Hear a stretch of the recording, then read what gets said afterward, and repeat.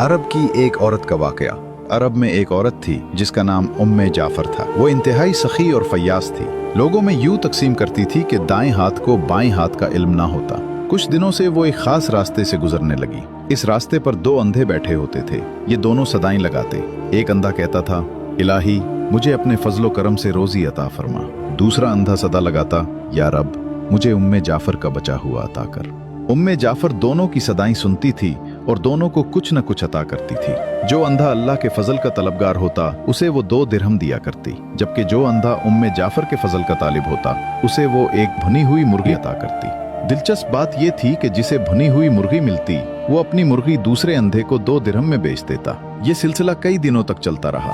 एक दिन उम्मे जाफर उस अंधे के पास आई जो उससे कहा करता था, या रब मुझे उम्मे जाफर का बचा हुआ अता कर। उम्मे जाफर ने उससे पूछा, क्या तुम्हें 100 दीनार मिले हैं? अंधा हैरान हो गया और बोला, नहीं, मुझे तो सिर्फ एक भुनी हुई मुर्गी मिलती थी जिसे मैं 2 दिरहम में बेच देता था। उम्मे जाफर ने कहा, जो अंधा अल्लाह के फजल का सवाल करता था मैं उसे 2 दिरहम देती थी, लेकिन तुम्हें जो मुर्गी देती थी उसके अंदर 10 दीनार डाल दिया करती थी। ये सुनकर अंधे ने अपना सर पीट लिया और चीखने लगा, हाय मेरी कमबख्ती, काश मैं ऐसा ना करता, मैं तो मारा गया। उम्मे जाफर ने बड़ी नरमी से कहा, यकीनन अल्लाह का फजल तलब करने वाला कामयाब है और इंसानों के फजल का तलबगार हमेशा महरूम रहता है।